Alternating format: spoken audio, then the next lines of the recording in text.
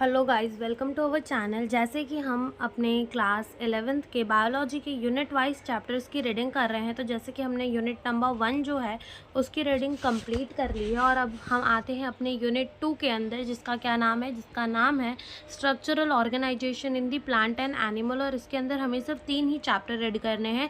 एक तो morphology of the flowering plant, दूसरा एनाटॉमी एंड तीसरा structural organisation in animal.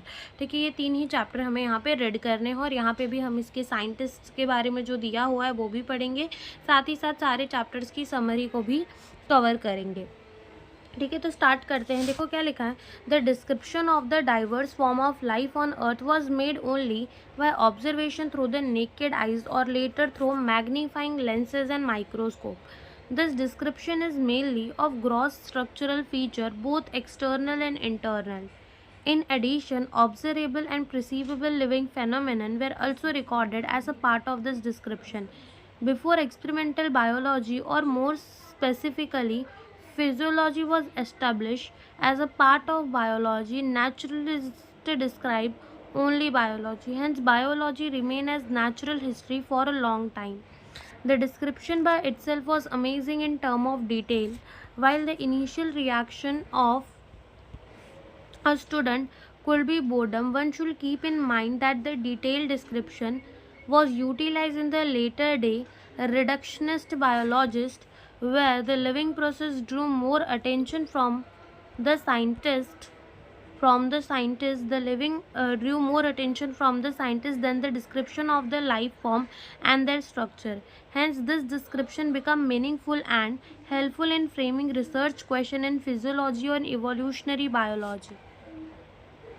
In the following chapter of this unit, the structural organization of plant and animal, including the structural basis of physiological and behavior phenomenon, is described. For convince, this description of morphology and anatomical feature is presented separately for the plant and the animal. ठीक है, तो यहाँ पर भी हम सिर्फ reading ही करने वाले हैं. ओके, तो यहाँ पर हमारे एक साइंटिस्ट के बारे में बताया गया है जिनका नाम है कैथरीन इसॉ. ठीक है, ये कैथरीन इसॉ जो थी, ठीक है, ये लड़की हैं कैथरीन इसॉ. ठीक है, तो ये कहाँ बॉर्न हुई थी? ये बॉर्न हुई थी इन द यूक्रेन 1898 के अंदर. कब बॉर्न हुई थी? 1898 के अंदर. She study agriculture in Russia and Germany and receive her doctorate in 1931 in United States. She reported in her early publication that the curly top virus spread through a plant via the food conducting or phloem tissue. Dr. Isau's Plant Anatomy published in the 1954. ठीक है, इनकी जो book थी वो कब publish हुई? Book का नाम था doctor Esau's plant anatomy publish. ठीक है, प्लांट एनाटॉमी इनकी कब पब्लिश हुई? In the 1954. Took a dynamic developmental approach design to enhance one's understanding of plant structure and enormous impact worldwide, literally bringing about the revival of discipline. The Anatomy of Seed Plant by Catherine Isau was published in the 1960. ठीक है, क्या बोला गया है? The Anatomy of the Seed Plant by Catherine Isau कब publish हुआ था? 1960 के अंदर. It was referred to a websetters of plant biology is its encyclopedic. In 1957, she was elected to the National Academies of Science, becoming the 6th woman to receive that honor. In addition to this prestigious award, she received the National Medal of Science from President George Bush in the 1989. When Catherine Isau died in the year 1997, Peter Reven, director of anatomy and morphology, Missouri Botanical Garden, remembered that she absolutely dominated the field of plant biology even at the age of the 99. तो अब आते हैं हम chapter के ऊपर, that is the morphology of the flowering plant. ठीक है, क्या लिखा है? हम चैप्टर को ब्रेड करते हैं. देखो क्या लिखा है. The wide range in the structure of the higher plant will never fail to fascinate us even though the angiosperm show such a large diversity in external structure or morphology.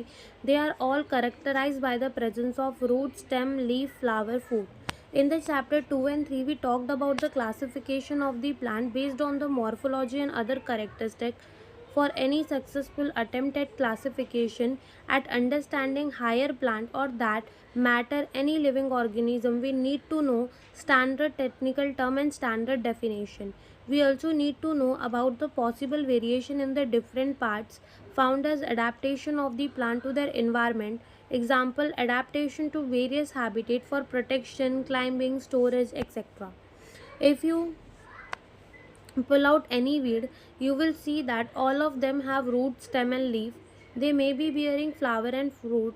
The underground part of the flowering plant is the root system, while the portion above the ground forms the shoot system. The root.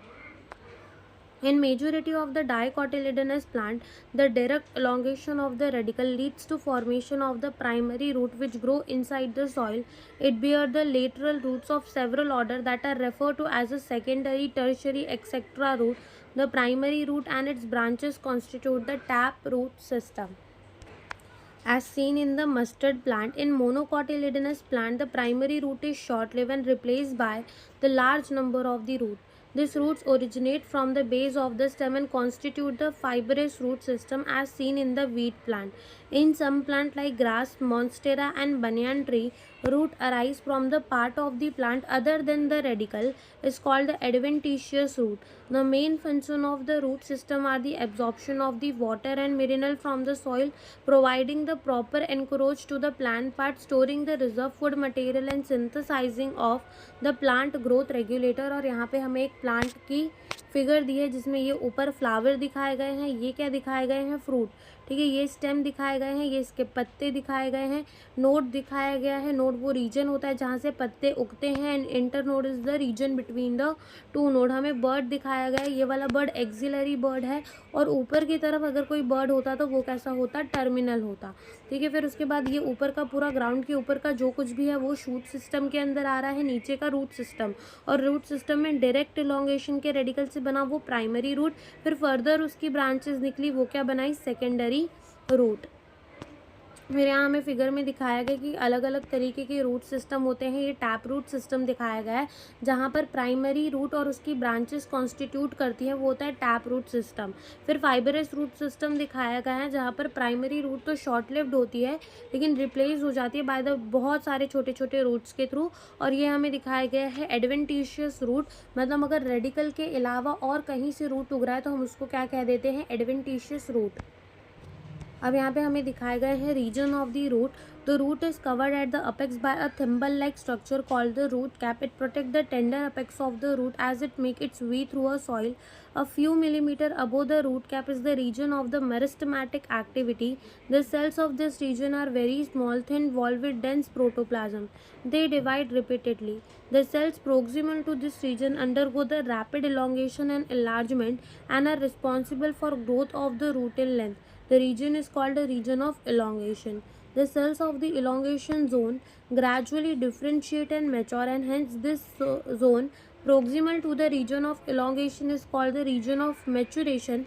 From this region, some of the epidermal cells form very fine and delicate thread-like structure called the root hair, और this root hair absorb the water and mineral from the soil. तो हमें 4 reason दिखाए गए हैं. सबसे पहले हमें दिखाया गया है रीजन ऑफ मेरिस्टेमेटिक एक्टिविटी, लेकिन इसके ऊपर क्या प्रेजेंट है, रूट कैप प्रेजेंट है, क्योंकि ये क्या करता है, अपनी जगह बनाता है, अपना रास्ता बनाता है मिट्टी के अंदर, तो इसको प्रोटेक्ट करने के लिए रूट कैप है. फिर क्या है, रीजन ऑफ मेरिस्टेमेटिक एक्टिविटी, जहाँ के सेल्स डिवाइड करेंगे, थोड़ी ही ऊपर हमें देखने को मिलता है रीजन ऑफ इलोंगेशन जो कि लेंथ बढ़ाने में काम करता है, और उसी के ऊपर हमें देखने को मिलता है रीजन ऑफ मैचुरेशन. और रीजन ऑफ मैचुरेशन में कुछ सेल्स जो हैं वो थिन फाइन थ्रेड जैसे स्ट्रक्चर बनाते हैं जिसे हम कहते हैं रूट हेयर, और ये वाटर एंड मिनरल को क्या करता है, एब्जॉर्ब करता है फ्रॉम द सॉइल. फिर आता है stem. What are the feature that distinguish stem from the root. The stem is the ascending part of the axis bearing branches, leaf, flower, fruit. It developed from the plumule of the embryo of a germinating seed. The stem bear the node and internode. The region of the stem from where the leaf are born are called the node, while the internode are the portion between the two nodes. The stem bear the bud which may be terminally or axile. Stem is generally green when young, or later often become woody or dark brown. The main function of the stem is spreading out branches bearing leaf, flower, fruit. It conducts water, mineral, photosynthesis. Some stem perform the function of storage of food, support, protection and of vegetative propagation. फिर आती है leaf. Leaf के बारे में लिखा गया है कि लीफ जो है वो lateral, generally flat and structure, born on the stem. It develop at the node and bear the bud in its exile. The axillary bud later develop into the branches. Leaf originate from the shoot, apical meristem and the arrangement are in the acropetal order. They are the most important vegetative organ for photosynthesis. A typical leaf consists of the three main parts: leaf base, petiole or the lamina. The leaf is attached to the stem by the leaf base and may bear the two lateral small leaf-like structure called the stipule. In monocotyledon, the leaf base expand into the sheath covering the stem partially or wholly, and in some leguminous plant the leaf base may become swollen, which is called the pulvinus. The petiole help hold the blade to the light. Long, thin, flexible petiole allow the leaf blade to flutter in wind and thereby cooling the leaf and bringing the fresh air to the leaf surface. The lamina or the leaf base is the green expanded part of the leaf with the veins or ventlets. There is usually a middle prominent vein which is known as the midrib. Vein provide rigidity to the leaf blade and act as a channel of transport for water and mineral and food material. The shape, margin, apex, surface and extent of incision of lamina vary in the different leaf. तो तीन main part बताए गए हैं हमें leaf के, that is the leaf base, petiole and the lamina. तो ये क्या है, हमारी लीफ बेस दिखाई गई है, ये दिखाई गई है पेटियोल और ये क्या दिखाया गया है, लेमिना. ठीक है. फिर उसके बाद यहाँ पर हमें एक्सिलरी बर्ड भी देखने को मिल रहा है and two lateral small leaf like structure stipule भी देखने को मिल रहा है. फिर आता है वेनेशन की हमारे जो वीन्स हैं उनकी अरेंजमेंट कैसी है विद इन द लैमिना. वो the arrangement of the veins and veinlets within the lamina of the leaf is term the venation. When the veinlets form the network, the venation is termed as reticulate. When the vein run parallel to each other within the lamina, the venation is termed as parallel. Leaf of dicotyledonous plant generally possess the reticulate venation, whereas the parallel venation is the characteristic of mostly monocotyledon. तो दो तरीके की venation होती है, reticulate and parallel venation. Reticulate venation हमें किस में देखने को मिलती है, डाइकॉट्स के अंदर, एंड parallel venation हमें किस में देखने को मिलती है, मोनोकॉट्स के अंदर. अब आता है type of the leaf. The leaf is said to simple when its lamina is entire or when incised, the incision do not touch the midrib. When the incision of the lamina reach up to midrib, breaking into the number of the leaflet, that leaf is called compound leaf. The bud is present in the axile of the petiole in both simple and compound leaf, but not in the axials of the leaflet of the compound leaf. The compound leaf may be two type, एक होता है pinnately compound leaf और एक होता है palmately compound leaf. Pinnately compound leaf क्या होता है कि जब हमारे लीफलेट्स जो हैं, जब इंसिजन जो है मिडरिप को टच कर जाती है ना और छोटे छोटे पत्ते आजू बाजू बन जाते हैं, तो उनको हम कहते हैं pinnately compound leaf. Versus palmately compound leaf ना, ये टिप ऑफ द पेटियोल में ही सारे के सारे लीफ आके जुड़ रहे हैं, तो ये क्या हो गई, पामेटली कंपाउंड लीफ हो गई. ठीक है. तो पिन्नेटली कंपाउंड लीफ का एग्जाम्पल है neem and palmately compound leaf का एग्जाम्पल क्या है, silk, cotton. Number of leaflets are present on the common axis, the rachis which represent the midrib of the leaf as in the neem. In the palmately compound leaf, the leaflets are arranged at the common point, that is at the tip of the petiole as in the silk cotton. फिर आती है phyllotaxy की arrangement कैसी है leaf की with in the stem, उसी को क्या कहते हैं, phyllotaxy. Phyllotaxy is the pattern of arrangement of leaf on stem और ब्रांच. यूजुअली तीन तरीके की होती है, alternate, opposite and whorl. Alternate type of phyllotaxy के अंदर सिंगल लीफ जो है वो अराइज करती है हर एक नोट से, वो भी अल्टरनेट मैनर में, जैसे कि China rose, mustard and sunflower के अंदर. अपोजिट टाइप के अंदर पेयर ऑफ लीफ अराइज करती है एक ही नोट से, वो भी इन द अपोजिट मैनर, जैसे कि कैलोट्रोपिस और गुआवा के अंदर. और एक से ज़्यादा मतलब दो से ज़्यादा लीफ अराइज कर जाए एक ही नोट से, तो उसको हम कह देते हैं वर्ल, जो कि हमें किसके अंदर देखने को मिलता है, एल्स्टोनिया के अंदर. तो ये देखो, ये तुमको क्या दिखा रही है, अल्टरनेट टाइप ऑफ फाइलोटेक्सी. ये देखो एक ही नोट से दो लीफ निकले हैं, वो भी इन द अपोजिट मैनर, तो ये क्या है, अपोजिट. और ये वाली क्या है, वर्ल टाइप की, जो कि किसके अंदर देखने को मिल रही है, एल्स्टोनिया के अंदर. फिर आता है inflorescence. The flower is a modified shoot when in the shoot apical meristem change to floral meristem. Internode do not elongate and the axis get condensed. The apex produce the different kind of the floral appendages laterally at the successive node instant of leaf. When the shoot tip transform into the flower, it is always solitary. The arrangement of the flower on the floral axis is termed the inflorescence. Depending on whether the apex get developed into the flower or continue to grow, two major type of the inflorescence are defined, that is the racemose and cymose.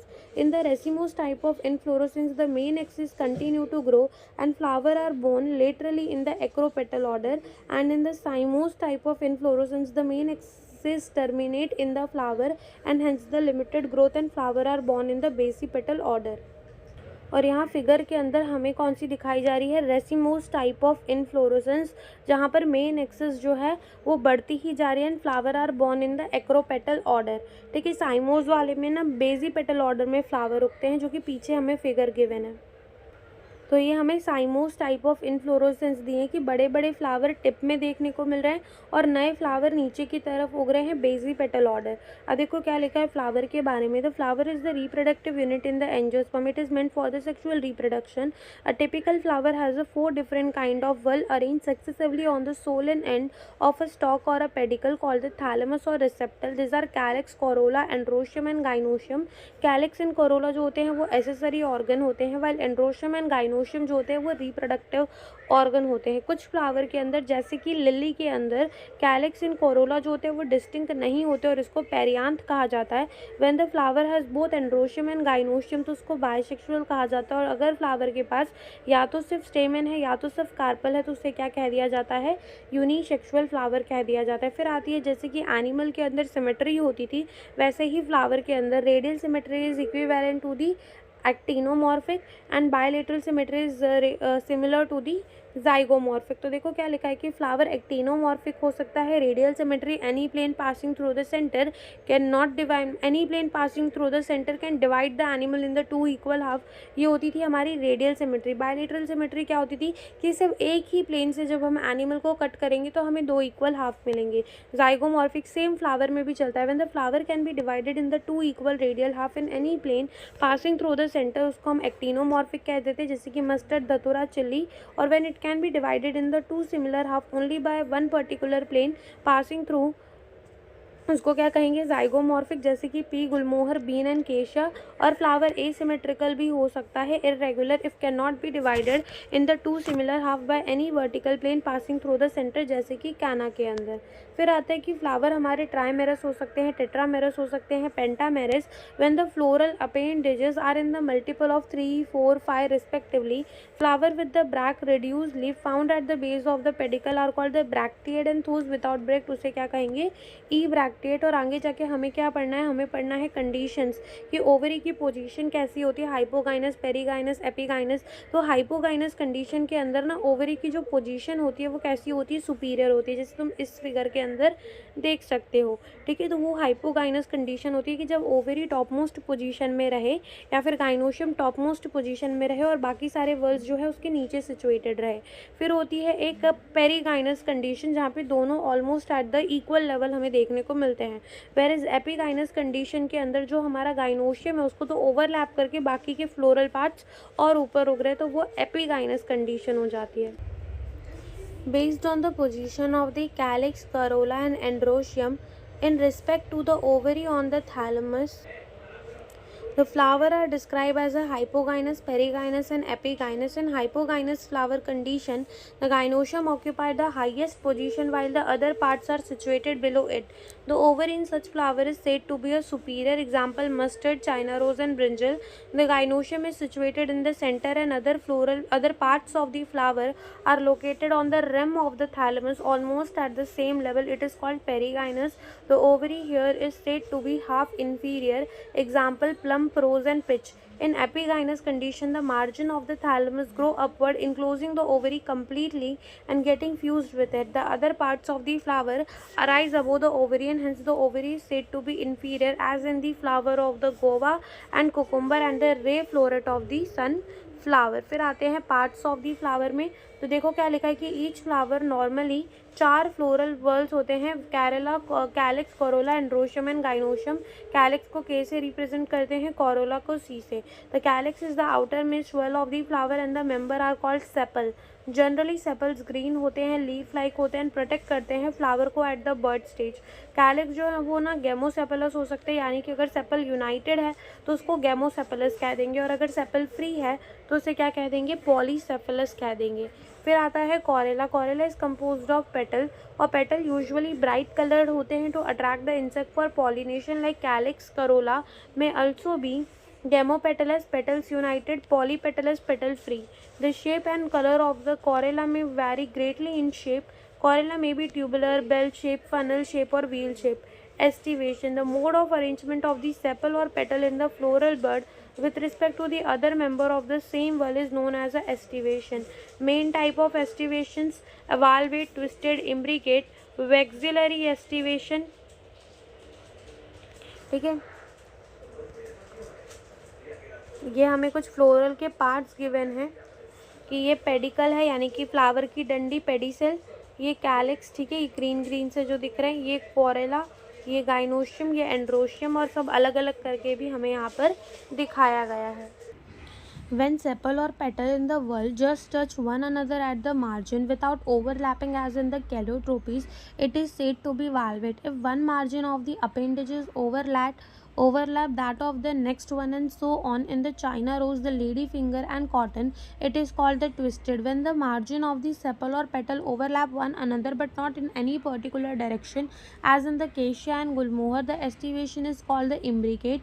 The pea and bean flower, there are 5 petals. The largest standard overlap the two lateral petal wing, which in turn overlap the two smallest interior petal knee, and this type of estivation is vexillary or papillinous estivation. ठीक है, तो यहाँ पे हमें दिखाए गए हैं figure, ठीक है, ये साइड व्यू दिखाए गए हैं, ये सारे टॉप व्यू दिखाए गए हैं। सबसे पहला वाल्वेट, जब एक दूसरे को बस टच कर रहे हैं, ओवरलैप नहीं। फिर आता है ट्विस्टेड, ट्विस्टेड के अंदर ये इसको ओवरलैप, ये इसको ओवरलैप, ये इसको ओवरलैप, ये इसको overlap and so on. And imbricate के अंदर कोई भी पर्टिकुलर डायरेक्शन में एक दूसरे को ओवरलैप करे, और ये वेक्सिलरी एस्टिवेशन है, जिसमें जो सबसे बड़े विंग है, फिर नीचे 2 छोटे विंग है, और फिर बाद में नीचे 2 छोटे विंग है, तो ये तरीके की होती है वेक्सिलरी एस्टिवेशन। देन आता है androecium. Androecium is composed of stamen. Each stamen which represent the male reproductive organ consists of a stalk or a filament and anther. Each anther is usually bilobe, and each lobe has a 2 chamber, the pollen sac. The pollen sacs are produced in pollen. The pollen grain are produced in pollen sac, and fertile stamen is called as staminode. Stamen of the flower may be united with the other members such as petal or among themselves. When the stamen are attached to the petal, they are epipetalous as in the brinjal, और epiphyllous, epiphyllous क्यों कह रहे हैं, perianth से अगर जुड़ा होता है तो एपीफाइलस कहते हैं, ठीक है। When attached to the perianth as in the flower of lily, the stamen in the flower में आइदर रिमेन फ्री, पॉलीएंड्रस, और may be united in varying degree. The stamen may be united into the one bunch or one bundle monoadelphus, जैसे कि China रोज के अंदर डाइएडल्फस हमें कहाँ देखने को मिलता है, पी के अंदर, and more than 2 bundle that is polyadelphous हमें कहाँ देखने को मिलता है, सिट्रस के अंदर। Monoadelphous China rose, diadelphous pea and polyadelphous citrus के अंदर। There may be variation in the length of the filament within the flower, जैसे कि साल्विया एंड मस्टर्ड के अंदर जो लेंथ होती है फिलामेंट की, एंड्रोशियम दिखता क्या, एक होता है फिलामेंट और एंथर, ठीक है। तो ये जो फिलामेंट की लेंथ होती है ये कैसी होती है, हमें वेरिएबल देखने को मिलती है, अलग अलग देखने को मिलती है। फिर आता है gynoecium. Gynoecium is the female reproductive part of the flower and it is made up of 1 or more carpel. A carpel constitute a 3 parts, namely the stigma, style and ovary. Ovary is the enlarged basal part on which lies a elongated tube. The style connect the ovary to the stigma. The stigma is usually at the tip of the style and is the receptive surface for the pollen grain. Each ovary bear 1 or more ovule attached to a flattened cushion like placenta, When more than one carpel is present, they may be free as in the lotus and rose. तो lotus and rose के अंदर जो carpel होते हैं वो कैसे होते हैं, फ्री होते हैं, और अगर फ्री होते हैं तो हम उनको कहते हैं अपोकार्पस, और अगर वो फ्यूज्ड हो तो हम उन्हें सिनकार्पस कहते हैं, जैसे कि मस्टर्ड एंड टमाटो के अंदर। ठीक है, तो लोटस एंड रोज के अंदर हमें एपोकार्पस कंडीशन देखने को मिलेगी, कार्पल फ्री रहेंगे, whereas mustard and tomato के अंदर हमें सिनकार्पस कंडीशन देखने को मिलेगी, हमारे जो कार्पल्स है वो कैसे रहेंगे, फ्यूज्ड रहेंगे। After fertilisation the ovule develop into the seed and ovary mature into the fruit. फिर आता है हमारा placentation. The arrangement of the ovule within the ovary is known as the placentation. The placentation are of the different type, namely marginal, axial, parietal, basal, central, central. In marginal placentation, the placenta form the ridge along the ventral structure of the ovary, and ovules are born on this ridge forming a two rows as in the P. When the placenta is the axial and ovules are attached into it, a multilocular ovary, the placentation is said to be axial, as in the China rose, tomato and lemon. In parietal placentation, the ovule develop on the inner wall of the ovary, or on peripheral part. Ovary is one chamber but it become two chamber due to the formation of the false septum, example mustard and argemone. When the ovules are born on the central axis and septas are absent, as in the danthus or primrose, the placentation is called the free central. And basal placentation, the placenta develop at the base of the ovary and single ovule is attached to it, जैसे कि sunflower and marigold के अंदर। तो देखो सबसे पहले यहाँ पर मार्जिनल प्लेसेंटेशन हमें देखने को किसके अंदर मिलती है, पी के अंदर। ठीक है, मटर के अंदर। तो ये तो हमें याद ही रह जाती है कि मार्जिनल प्लेसेंटेशन कहाँ देखने को मिलती है, पी के अंदर, मटर के अंदर। फिर ये जो बी वाली हमें गिवन है, ये हमें कौन सी प्लेसेंटेशन गिवन है, एक्साइल प्लेसेंटेशन। तो ऐसी प्लेसेंटेशन अगर तुम खुद सोचो तो तुम्हें कहाँ देखने को मिलती है, क्या लेमन में देखने को मिलती है, मिलती है, क्या टमाटो में देखने को मिलती है, मिलती है। ठीक है, तो लेमन एंड टमाटो के अंदर हमें क्या देखने को मिलती है, एक्साइल प्लेसेंटेशन, जैसा कि यहाँ पे भी लिखा है कि लेमन के अंदर एंड टमाटो के अंदर हमें क्या देखने को मिलती है, एक्साइल प्लेसेंटेशन। साथ ही साथ चाइना रोज के अंदर भी हमें क्या देखने को मिलती है, एक्साइल प्लेसेंटेशन। फिर उसके बाद अगर तुम देखो तो ये क्या है, पेराइटल। ठीक है, यानी कि आजू बाजू के वॉल में उगे हैं, तो पेराइटल प्लेसेंटेशन। पेराइटल प्लेसेंटेशन को तुम कैसे याद रख सकते हो, तुम कैसे याद रखोगे, पैराइटल प्लेसेंटेशन के अंदर हमें दो ही एग्जाम्पल दिया हुआ है। ठीक है, और वो कौन से दो एग्जाम्पल हमें दिए हुए हैं, that is the mustard and argemone. और ये वाला देखो तो यहाँ पर एकदम सेंटर में उग रहा है, तो इसको हम क्या देते हैं, free central placentation. P D F से तुम याद रख सकते हो फ्री सेंट्रल, पी से प्राइमरोज एंड डी से डांथनस। ठीक है, और लास्ट में हमारा बेजल प्लेसेंटेशन देखने को मिल रहा है, जो कि सनफ्लावर एंड मैरीगोल्ड के अंदर हमें देखने को मिलता है। फिर आते हैं फ्रूट्स के ऊपर। The fruit is the characteristic feature of the flowering plant. It is the mature और the ripened ovary develop after fertilization. If a fruit is formed without fertilization of the ovary, it is called the parthenocarpic fruit. Generally, the fruit consists of the wall or the pericarp and seed. The pericarp may be dry and fleshy. When the pericarp is thick and fleshy, it is differentiated into the outer epicarp and the middle mesocarp and inner endocarp. In mango and coconut, the fruit is known as a drupe. They develop from the monocarpillary superior ovary and are one-seeded. In mango, the pericarp is well differentiated into an outer thin epicarp, middle fleshy edible mesocarp. तो याद रखना है कि mango के अंदर edible portion कौन सा है, मीजोकार्प, और inner stony hard endocarp. The coconut which is also a drupe, the mesocarp इनका कैसा होता है, फाइबरस, यानी कि यहाँ मीजोकार्प नहीं खाना होता। ठीक है, तो ये हमें मैंगो दिखाया गया है, ये हमें कोकोनट दिखाया गया है, बाहर पेरिकार्प है, ये मीजोकार्प, इसका ये मीजोकार्प, ये इसका सीड, इसका ये सीड, और एंडोकार्प हमें दोनों का देखने को मिल रहा है। फिर आता है seed. The ovule after fertilisation develop into the seed. The seed is made up of the seed coat and the embryo. The embryo is made up of the radical and embryonal axis and wheat and maize, or two cotyledon as in the gram and pea. Structure of the dicotyledonous seed. The outermost covering of the seed is the seed coat. The seed coat has the two layer, the outer testa or inner tegumen. The hilum is a scar on the seed coat through which the developing seed were attached to the fruit. Above the hilum is a small pore called the micropyle. Within the seed coat is the embryo consisting of an embryonal axis and the two cotyledon. The cotyledon are often fleshy and full of reserve food material. At the two ends of the embryonal axis are present the radicle and the pimule. In some seeds, such as castor, the endosperm form as a result of double fertilization is a food storing tissue and called endospermic seed. In plants such as bean, gram, pea, the endosperm is not present in the mature seed and such seed is called a non-endospermic seed. और यहाँ पे हमें दिखाया गया है, ये है seed coat, ये है हाइलम, ये है माइक्रोपाइल, ये रेडिकल दिखाया गया है, मतलब एम्ब्रोनल एक्सिस, इसी के अंदर रेडिकल एंड पिम्यूल, और ये दो क्या दिखाए गए हैं, कॉटिलेडन दिखाए गए हैं. Structure of the monocot seed. Generally, monocot seeds are the endospermic, but some, as in the orchid, are non-endospermic. In the seed of the kales, such as maize, the seed coat is the membranous and generally fused with the fruit wall.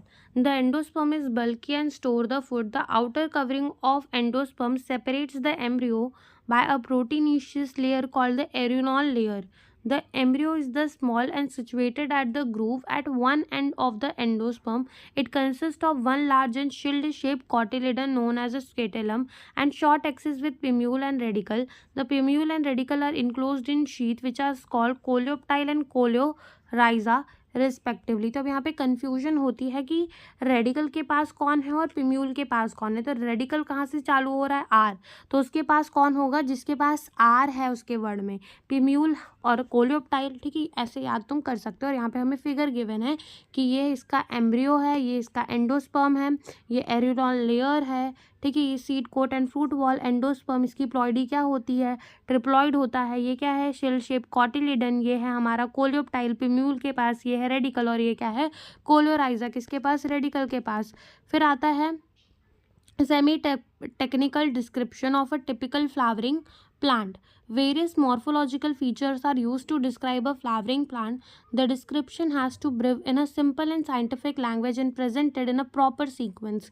The plant is described beginning with a vegetative character, root, stem and leaf, and then floral character, inflorescence, flower part, and after describing the various parts of flower, the floral diagram and floral formulas are presented. The floral formula is represented by some symbol.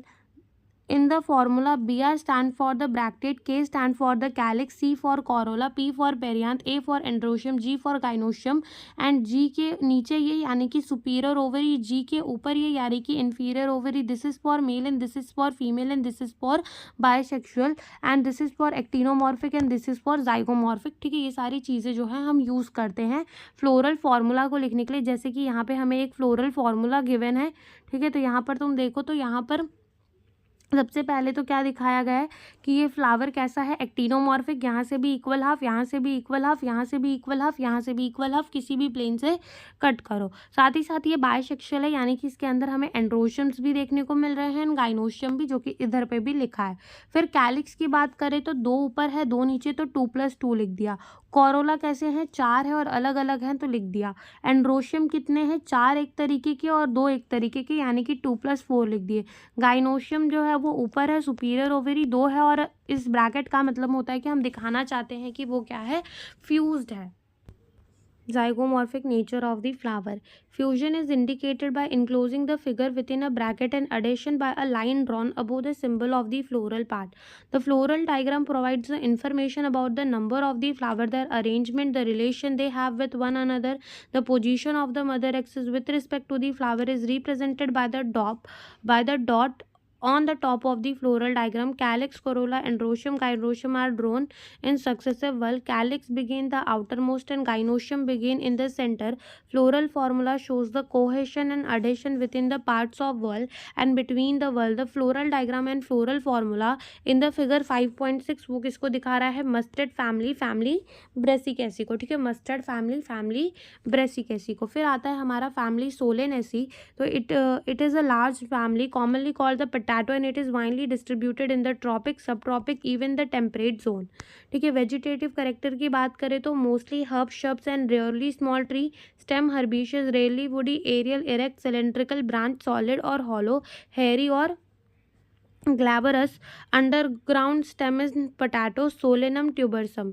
Leaf alternate होती हैं, simple होती हैं, rarely pinnate, compound leaf, exstipulated और venation इनके अंदर कैसी होती है, रेटिकुलेट्स होती है. तो ये हमें दिखाया गया है कि उसकी पूरी फ्लावरिंग ट्विंग दिखाई गई है.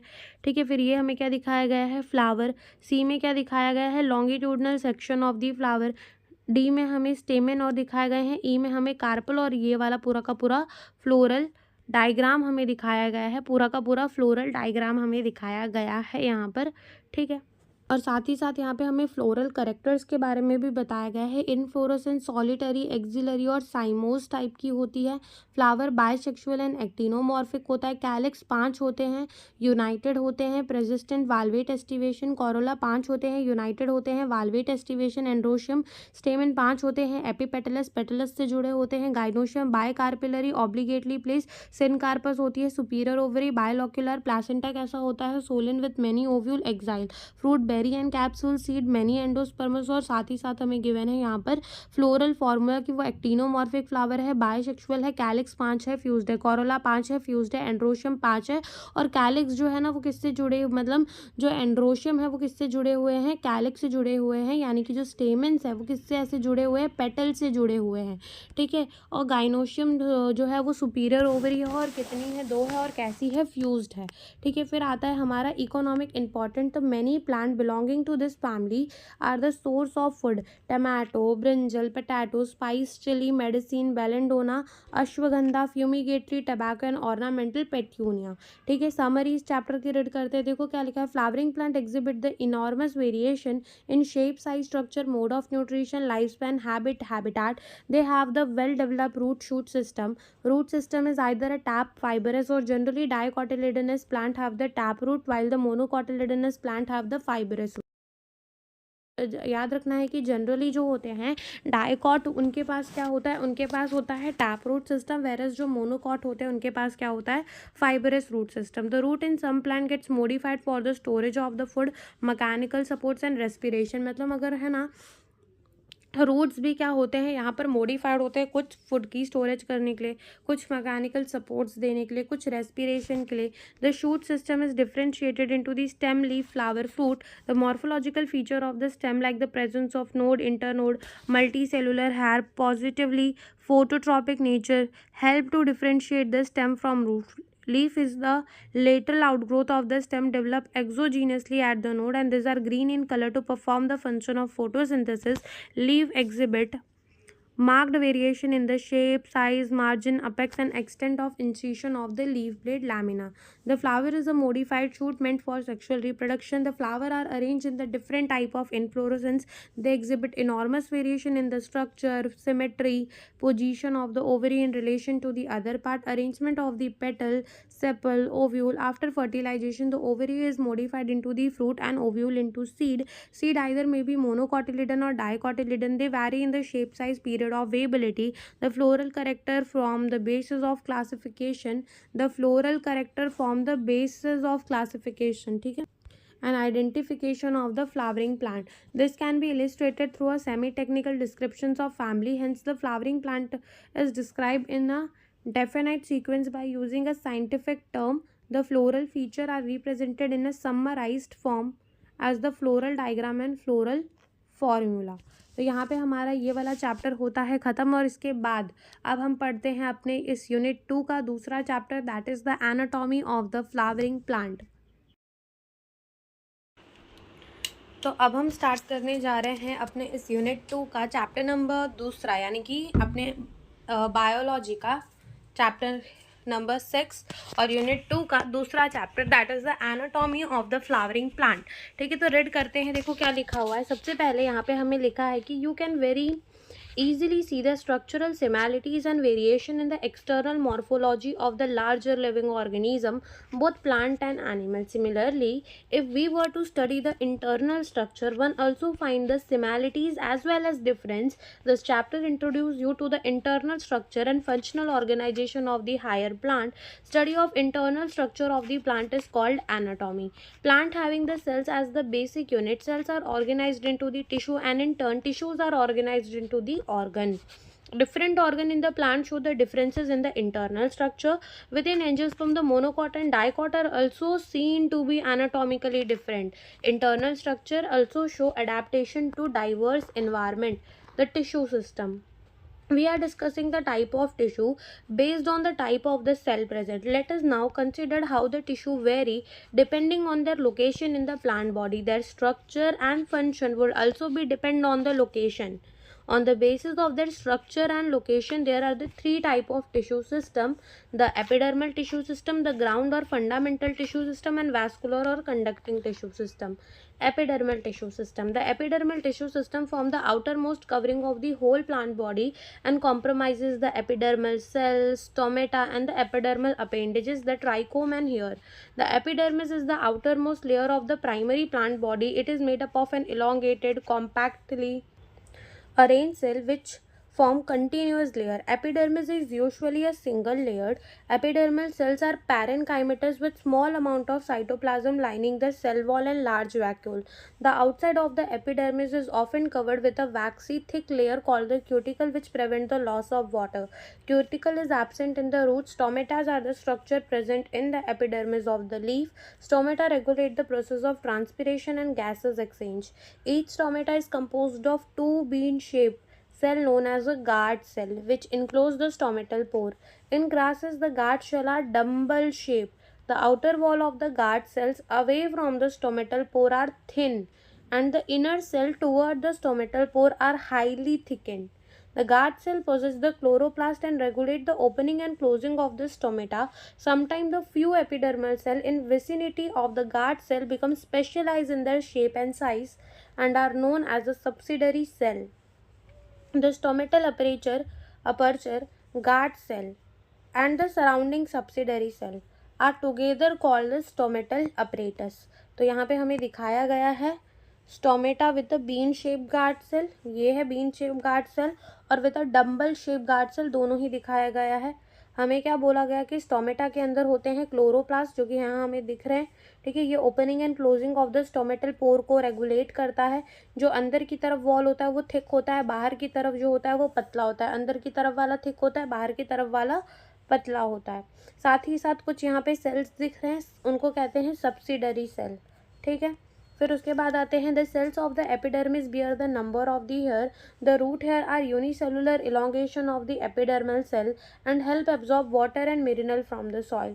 On the stem, the epidermal cells are called the trichome. The trichome in the shoot system are usually कैसे होते हैं? Multicellular. They may be branch और unbranched, soft भी हो सकते हैं, stiff भी हो सकते हैं, secretory भी हो सकते हैं. और trichome help करते हैं पानी को प्रिवेंट, मतलब help in preventing the loss of water due to the transpiration. फिर आता है ग्राउंड टिश्यू सिस्टम. तो ऑल टिश्यूज एक्सेप्ट अपना epidermis and vascular bundle constitute the ground tissue. It consist of simple tissue such as parenchyma, collenchyma, sclerenchyma. Parenchymatous cells are usually present in cortex, pericycle, pith, and medullary ray.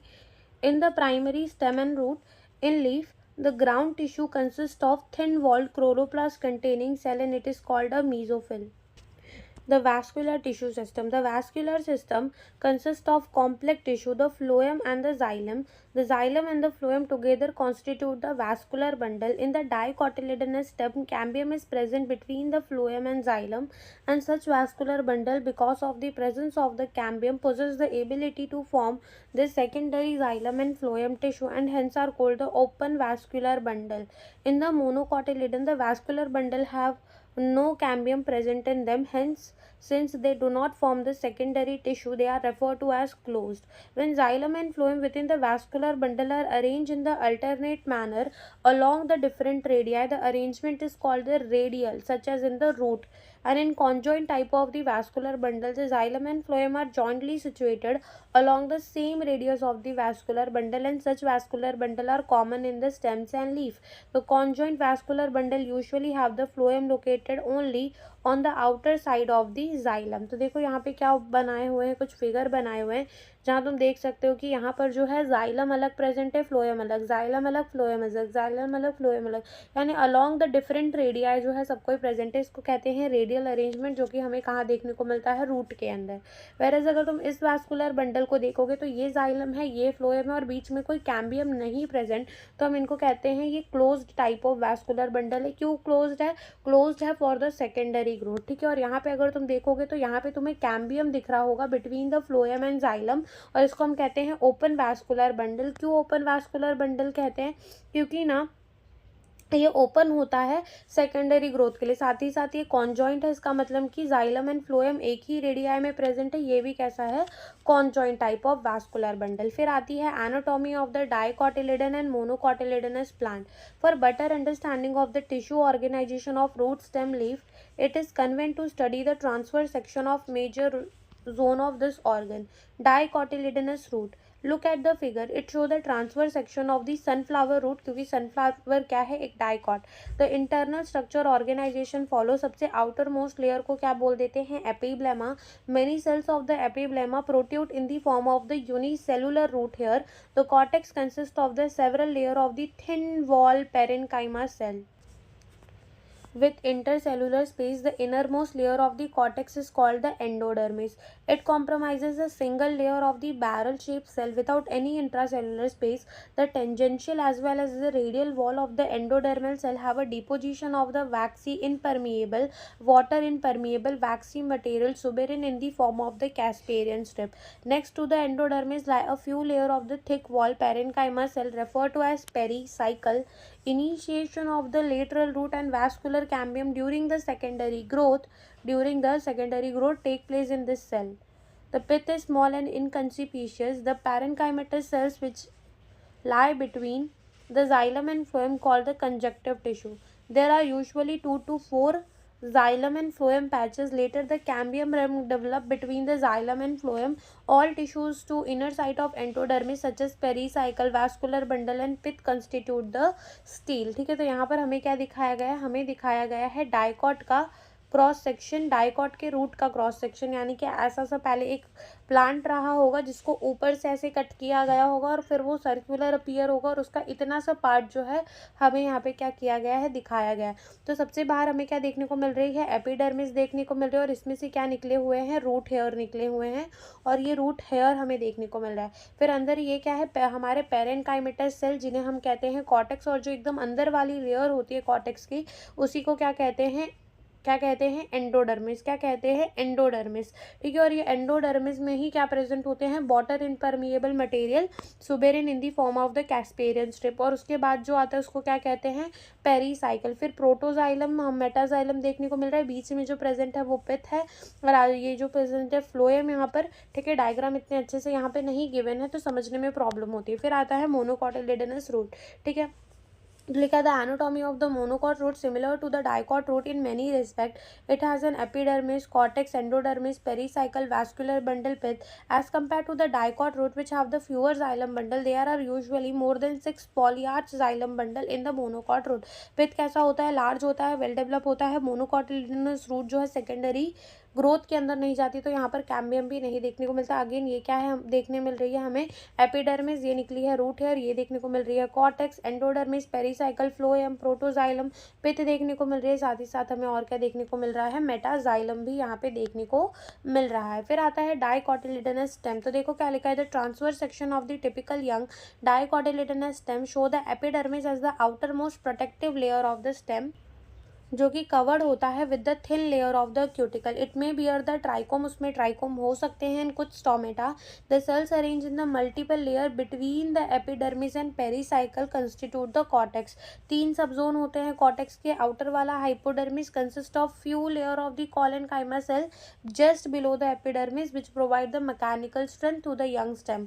Cortical layer below the hypodermis constitute a round thin wall parenchymatous cell with conspicuous intercellular space. The innermost layer of the cortex उसको क्या कहते हैं? Endodermis. The cells of endodermis are rich in starch grain and the layer is also referred to as starch sheath and the layer also referred to as a starch sheath. तो फिर उसके बाद pericycle के बारे में कुछ लिखा है तो वो हम बाद में देखेंगे। देखो सबसे पहले ये क्या हमें देखने मिल रहा है, हमें एपिडर्मिस, ये पूरा का पूरा गोल इसका रीजन दिखाया गया है बाहर की तरफ एपिडर्मिस। फिर एपिडर्मल हेयर भी हमें देखने को मिल रहे हैं। कॉलेनकाइमा देखने को मिल रहा है। पेरेनकाइमा और एंडोडर्मिस ये सब इसके क्या हैं? कॉर्टेक्स हैं। फिर पेरीसाइकिल देखने को मिल रहा है in the form of the semilunar patch और हमें फिर यहाँ पे फ्लोएम, यहाँ पे कैम्बियम, यहाँ पे मेटाजाइलम और क्या देखने को मिल रहा है? अंदर की तरफ प्रोटोजाइलम और पिथ। ठीक है, सिमिलर चीज़ें इधर पे भी देखने को मिलेंगी कि ये हाइपोडर्मिस है, ये पेरेनकाइमा है, ये एंडोडर्मिस है, ये पेरीसाइकिल है, ये वास्कुलर बंडल है, ये मेड्यूलरी रेज, ऐसे बीच में ऐसे ऐसे ऐसे ऐसे ऐसे ऐसे क्या प्रेजेंट होते हैं? मेड्यूलरी रेज प्रेजेंट होते हैं और बीच में पिथ देखने को मिल रही है जो कि कितनी बड़ी है। Pericycle present on the inner side of the endodermis and above the phloem in the form of the semilunar patches of the sclerenchyma. In between the vascular bundle there are the few layers of radially placed parenchymatous cell which constitute the medullary ray. A large number of the vascular bundle are arranged in the ring. A ring arrangement of the vascular bundle is the characteristic of the dicot stem. Each vascular bundle conjoint होता है, open होता है with enlarged protoxylem. A large number of the rounded parenchymatous cell with large intercellular space which occupy the central position of the stem constitute the pith. फिर आता है monocotyledonous stem. तो क्या लिखा है कि मोनोकोटिलिडनस स्टेम के पास स्क्लेरेनकाइमेटस हाइपोडर्मिस होती है। Large number of the scattered vascular bundle जो कि सराउंडेड होते हैं बाय द स्क्लेरेनकाइमेटस बंडल शीट। यहाँ पे दोनों चीज़ें स्क्लेरेनकाइमेटस ही है मोनोकॉट के अंदर। एक तो उसका कॉर्टेक्स भी स्क्लेरेनकाइमेटस, दूसरा जो उसके आजू बाजू वैस्कुलर बंडल के आजू बाजू बंडल शीट है वो भी स्क्लेरेनकाइमा की ही बनी हुई है। ठीक है, लार्ज कंसिपिशियस पेरेनकाइमेटस ग्राउंड टिश्यू और पेरेनकाइमेटस क्या देखने को मिलती है? Ground tissue. मोनोकोटिलिडनस स्टेम के अंदर हमने देखा कि यहाँ पे क्या होता है, हमें तो इसकी हाइपोडर्मिस कैसे देखने को मिलती है? स्क्लेरेनकाइमेटस, साथ ही साथ bundle sheath sclerenchymatous, parenchymatous ground tissue conjoint होते हैं। पेरीफेरल वैस्कुलर बंडल जनरली कैसे होते हैं? स्मॉलर, जो सेंटर में प्रेजेंट होते हैं वो थोड़े बड़े बड़े होते हैं। The phloem parenchyma is absent. ठीक है, फ्लोएम का पेरेनकाइमा जो है वो नहीं होता। And water containing cavities present होती है किसके अंदर? वैस्कुलर बंडल के अंदर। ठीक है, तो ये हमें क्या देखने को मिल रही है? एपिडर्मिस। ये क्या देखने को मिल रही है? Hypodermis. This all are the vascular bundle. बाजू बाजू के छोटे हैं, तो बीच में लोकेटेड थोड़े बड़े हैं ये बीच में। बाकी सब क्या है? Ground tissue system. ये एपिडर्मिस, हाइपोडर्मिस, वैस्कुलर बंडल दिखाएं, फ्लोएम, जाइलम और ग्राउंड टिश्यू हमें यहाँ दिखाया गया है।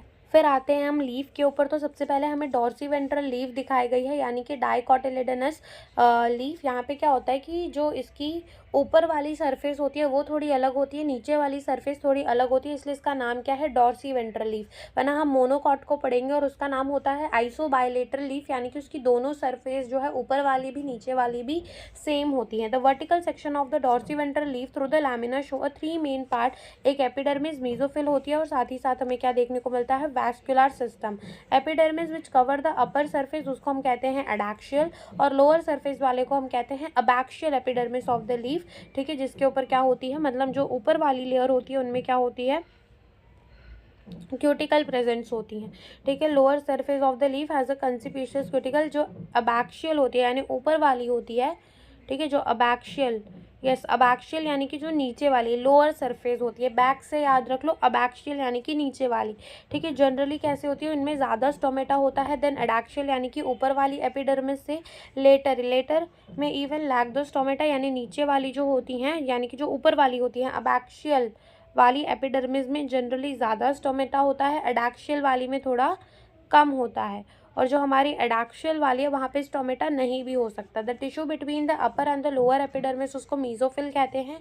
Mesophyll which possess the chloroplast and carry out the photosynthesis is the main type of parenchyma. दो तरीके के पेरेन्काइमा, दो तरीके के मीजोफिल सेल्स हमें देखने को मिलते हैं, palisade parenchyma and spongy parenchyma. Adaxial यानी जो ऊपर की तरफ होते हैं वो पैलिसेड पेरेन्काइमा होते हैं। It is made up of an elongated cells which are arranged vertically and parallel to each other, and round and oval and loosely arranged spongy parenchyma is situated below the palisade cell and extend to the lower epidermis. There are the numerous large space and air cavity between this cell. Vascular system include the vascular bundle which can be seen in vein and midrib. The size of the vascular bundle are depend on the size of vein. The vein vary in the thickness. Reticulate venation in the dicot leaf. ठीक है, the vascular bundles जो होते हैं वो surrounded होते हैं by the layer of the thick wall bundle sheath cell। और हमें फिगर देखने को बोला है position of the xylem in the vascular bundle. तो अगर हम इस फिगर को देखें तो ध्यान से देखो, abaxial epidermis, अडैक्सियल epidermis.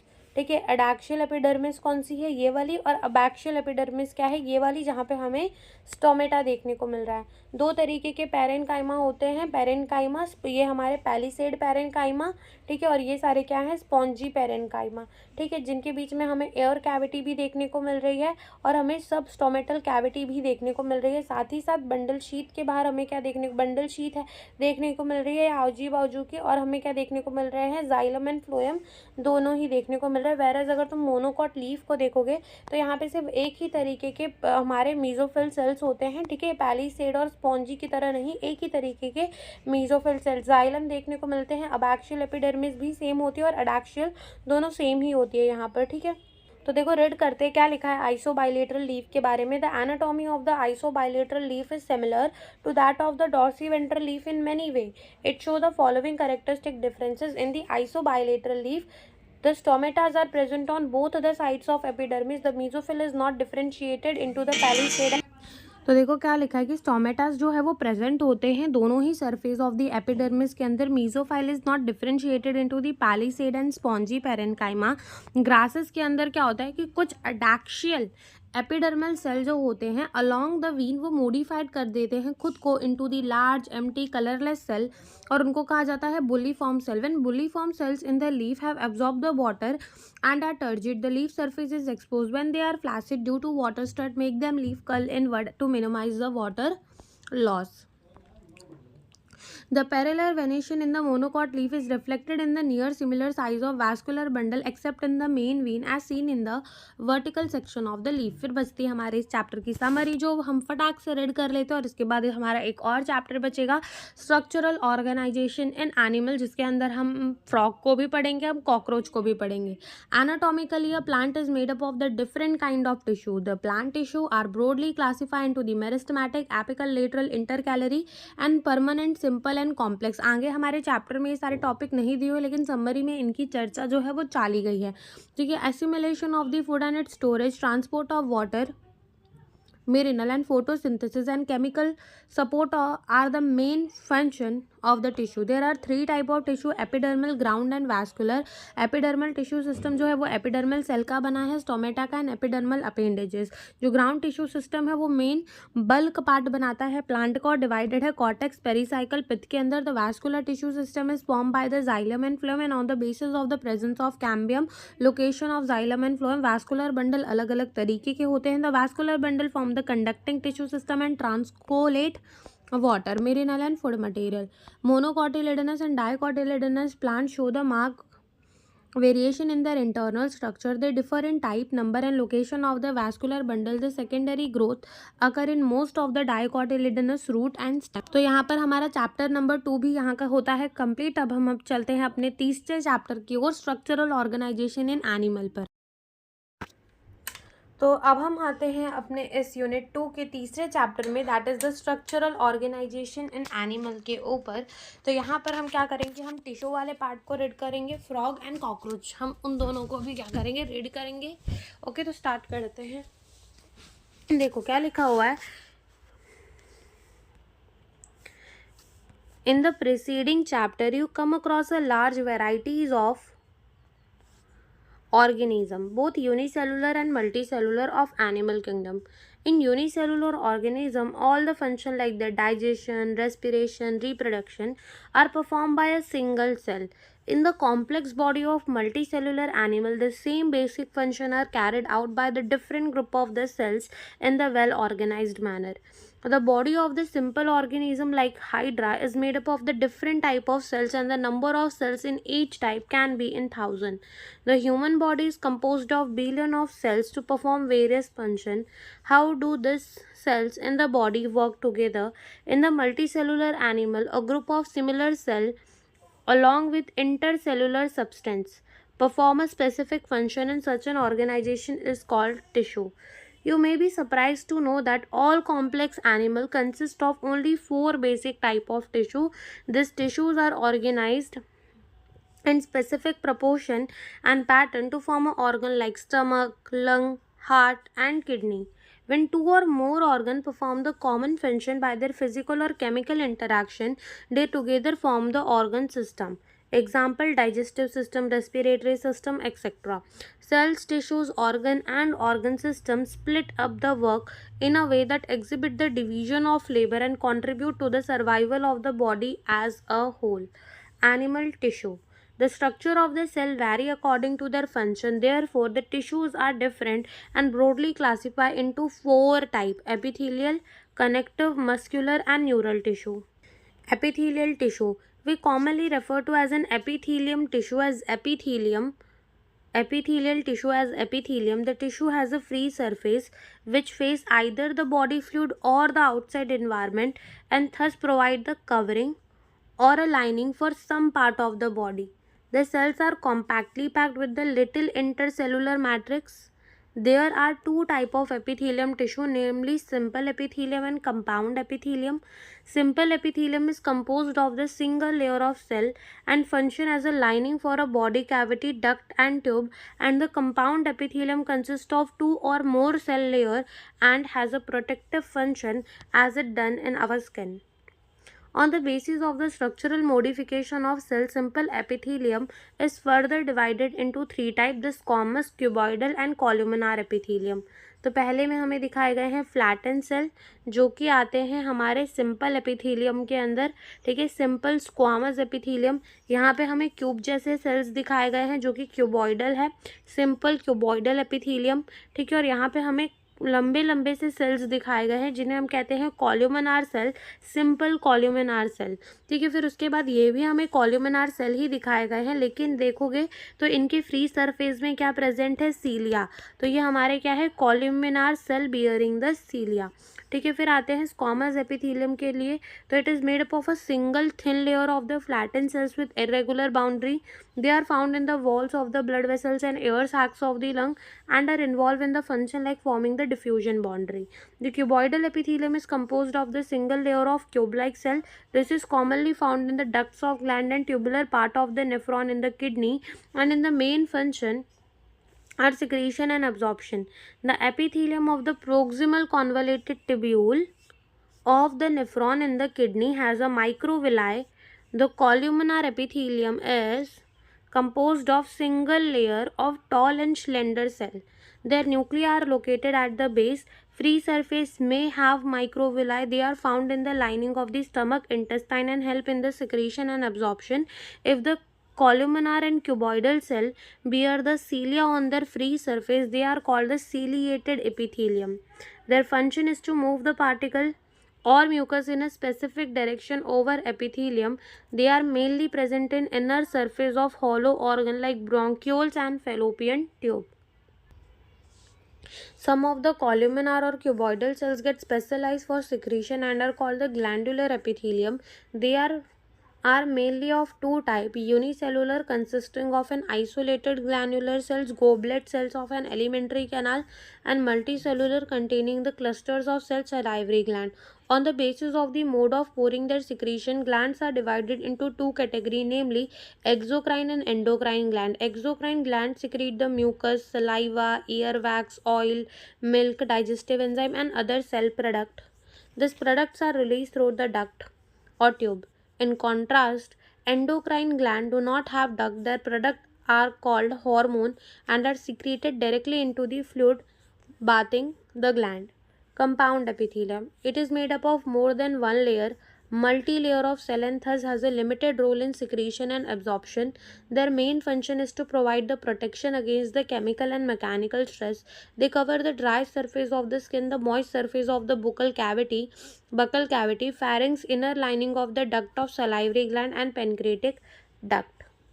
All cells in the epithelium are held together with the little intercellular material. In nearly all animal tissue, specialized junction provide both structural and functional link between its individual. Three type of cell junctions are found in the epithelium and other tissue, and these are called tight, adhering, and gap junction. Tight junction help to stop substance from leaking across the tissue. Adhering junction perform the cementing to keep the neighboring cell together, and gap junction facilitates the cell to communicate with each other by connecting the cytoplasm of the adjoining cell for the rapid transfer of ion, small molecule, and sometime big molecule. और यहाँ पे हमें कुछ figure given है, जैसे कि यहाँ पे हमें दिखाया गया है यूनिसेलुलर ग्लैंड और यहाँ पे हमें दिखाया गया है मल्टी सेलुलर ग्लैंड। ठीक है, फिर उसके बाद ये हमें क्या दिखाया गया है, कंपाउंड एपिथेलियम जो कि मल्टी लेयर होती है, कनेक्टिव टिश्यू में आते हैं। देखो कनेक्टिव टिश्यू के बारे में लिखा है, connective tissue are most abundant and widely distributed in the body of the complex animal. They are named connective tissue because of their special function of linking and supporting the other organ or tissue of the body. They range from the soft connective tissue to specialized type which include cartilage, bone, adipose, and blood. In all connective tissue except the blood, the cells secrete a fiber of the structural protein called the collagen or elastin. The fiber provides the strength, elasticity, and flexibility to the tissue. The cells also secrete a modified polysaccharide which accumulate between the cells and fiber and act as a matrix ground substance. Connective tissue are classified into the three types: loose connective tissue, dense connective tissue, and specialized connective tissue. Loose connective tissue has the cells and fiber loosely aggregate in the semi-fluid ground substance. For example, areolar tissue present beneath the skin, often it serves as a support framework for epithelium. It contains the fibroblast cell that produce and secrete the fiber, macrophage, and mast cell. Adipose tissue is another type of loose connective tissue located mainly beneath the skin. The cells of this tissue are specialized to store the fat. The excess of the nutrient which is not used immediately are converted into the fat and are stored in this tissue. Fibers and fibroblasts are compactly packed in a dense connective tissue. Orientation of the fibers show the regular and irregular pattern and are called dense regular and dense irregular. In the dense regular connective tissue, the collagen fiber are present in rows between the many parallel bundles of fiber, tendon which attach skeletal muscle to bone, and ligament which attach one bone to another are example of this tissue, यानी कि are example of the dense regular connective tissue.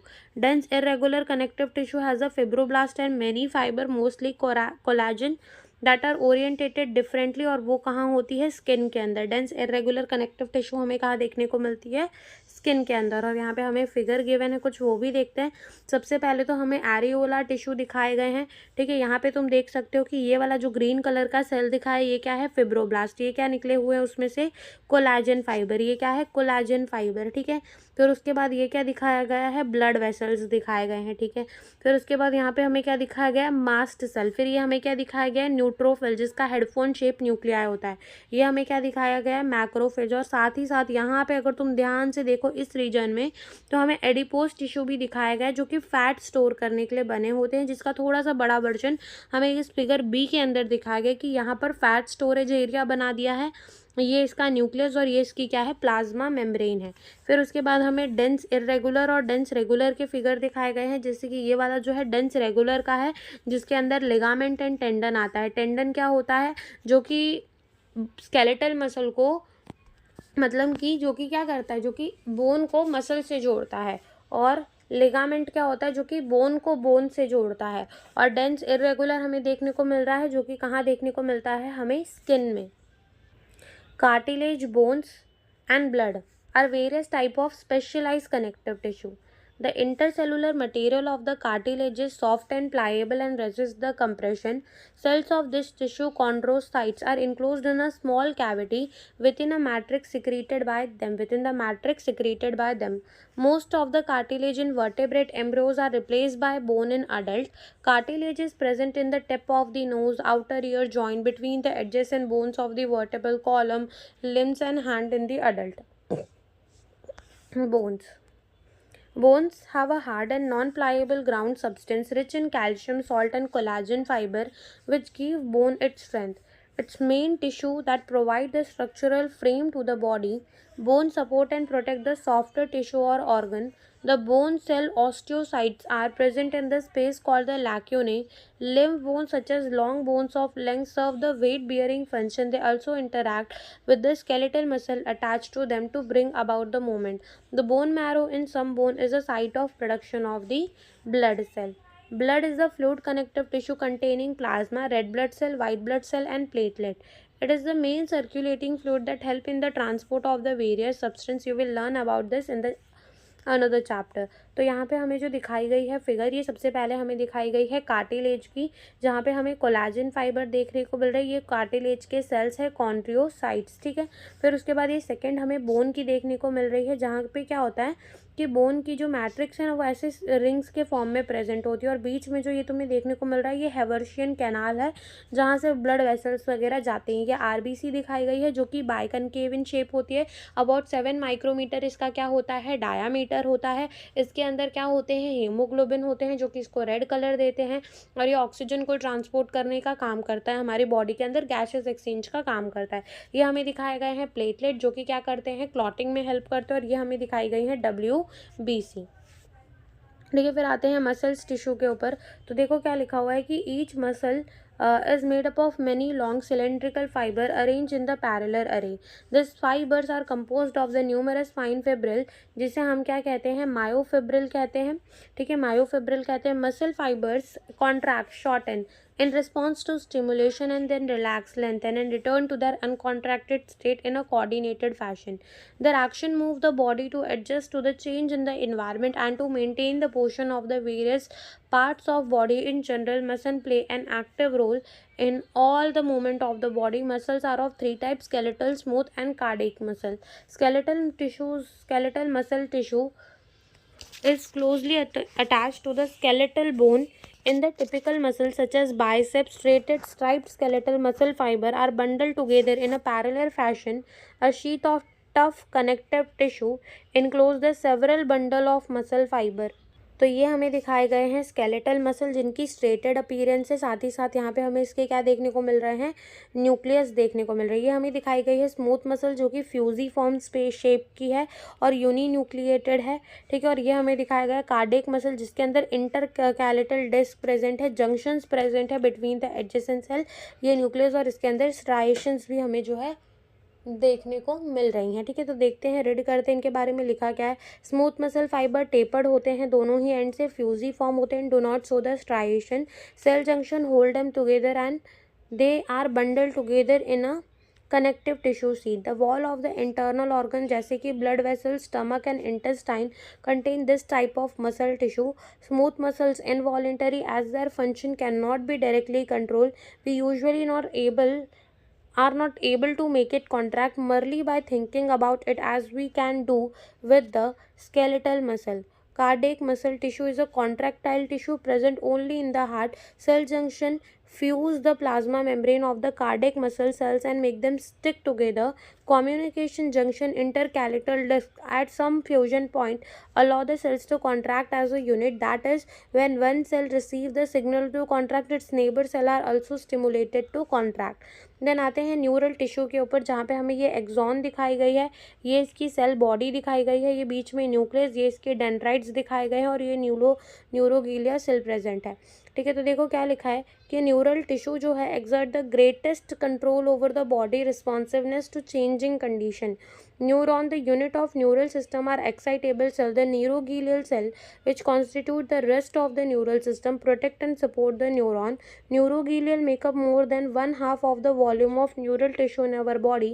When the neuron is suitably stimulated, an electrical disturbance is generated which swiftly travel along its plasma membrane. Arrival of the disturbance at the neuron ending or output zone triggers the event that may cause stimulation or inhibition of the adjacent neuron and other cell.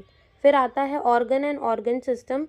The basic tissue mentioned above organized to form the organ, which in turn associate to form organ system in the multicellular organism, and such an organization is essential for more efficient and better coordinated activities of million of cells constituting an organism. Each organ in our body is made up of the one or more type of tissues. For example, our heart consists of only 4 type of tissue: epithelial, connective, muscular, neural. We also notice after some careful study that complexity in organism and organ system displays certain discernible trend. This discernible trend is called evolutionary trend. You are begin introduced to morphology and anatomy of 3 organism. यहाँ लिखा है लेकिन हमें सिर्फ 2 ही पढ़ने हैं. Different evolutionary level shows the organization and functioning. Morphology refer to study of form or external visible feature. In the case of plant and microbe, the term morphology precisely mean only this. In case of animal, this refer to the external appearance of the organ or part of the body. The word anatomy conventionally is used for the study of the morphology of internal organ in the animal. क्या बोला है यहाँ पे कि the word anatomy conventionally is used for study of morphology of internal organ in the animal. You will learn the morphology and anatomy of cockroach and frog, representing invertebrates and vertebrates.